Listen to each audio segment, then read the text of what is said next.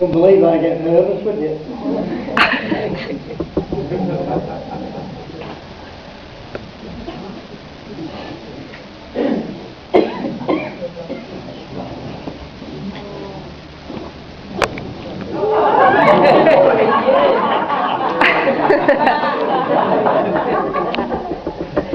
This guy's called Jimbo. He's usually very, very talkative. But last week he's had a terrible cold and he's lost his voice. So that's why I've got a poem to tell. Oh, he's asked me to tell a few jokes. You want me to tell your joke? Wants me to tell his joke? Nah, you won't want to hear that one. I'll ask him. Would you like to hear the joke about the old empty barn? Yeah. There's nothing in it. Oh, that's possible. I like that one, Jimbo. You like that one? That was a good one, that Jimbo.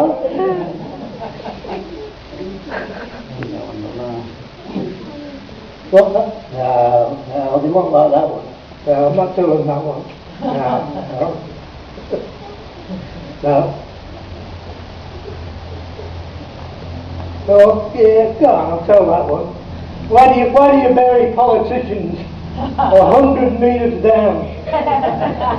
Because deep down they're good people.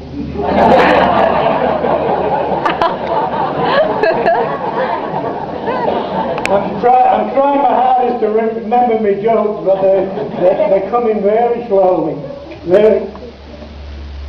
This guy was in a restaurant, and his overcoat goes missing. And as the waiter passes him, he said, waiter, he said, did you see the person that took my overcoat? He said, yes, I did, sir. He said, what did he look like? He said, ridiculous. He said, the sleeves were too short. Do you like that one? I'll try and think of some more later on. He's looking round now, he's looking at himself. Well, no. I'll go and ask him. He wouldn't.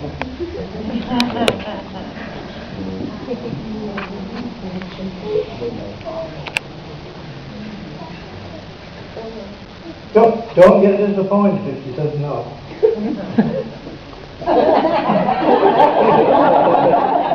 He said, could you give him a little kiss?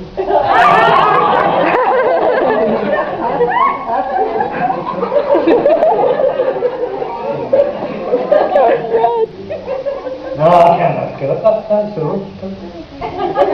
That's the woman stood next door. No, I can't ask her that. Go on, I will do. He said, can you be a little more passionate?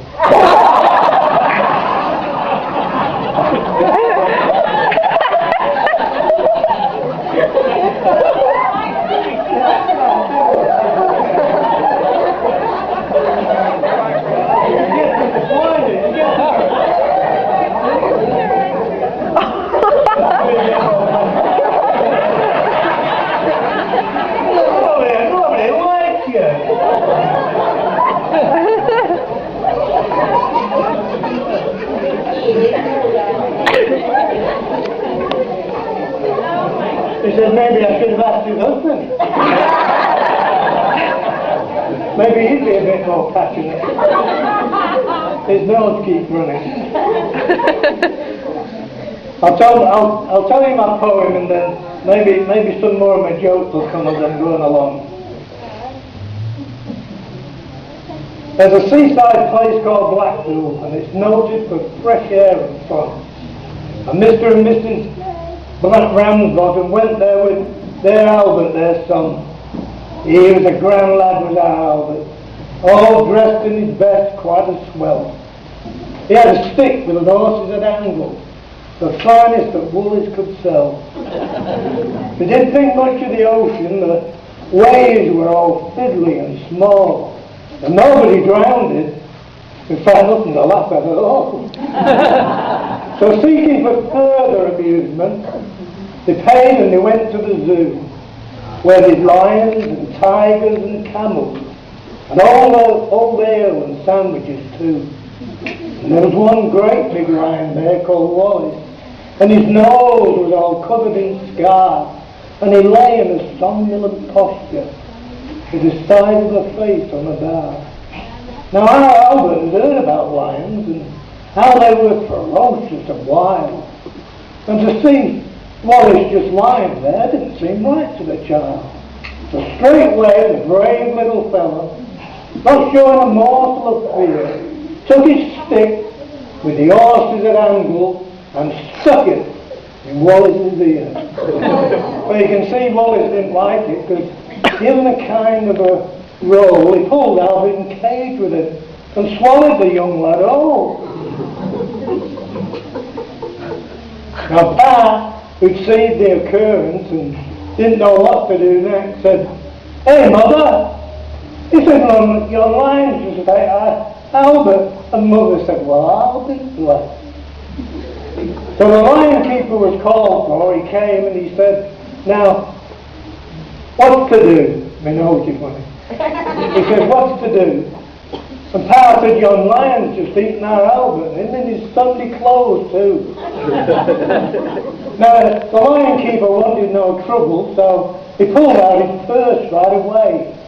And he said, "How much to settle the matter?" And Pa said, "Well, what do you usually pay?" But Ma said, no, that won't do. Someone's got to be summoned." So the magistrate was decided upon. So they went down the police station in front of this magistrate's cap, and they asked him what had happened, and they told him what had happened to our Albert, and proved it by showing his cap. Now the magistrate came to the conclusion that no one was really to blame, and he hoped the Ramsbottoms would have further sons to their name. But that mother got proper blazing. She said, nay, that'll never do. She said, "What, spend all my life raising children to feed ruddy lions at the zoo?"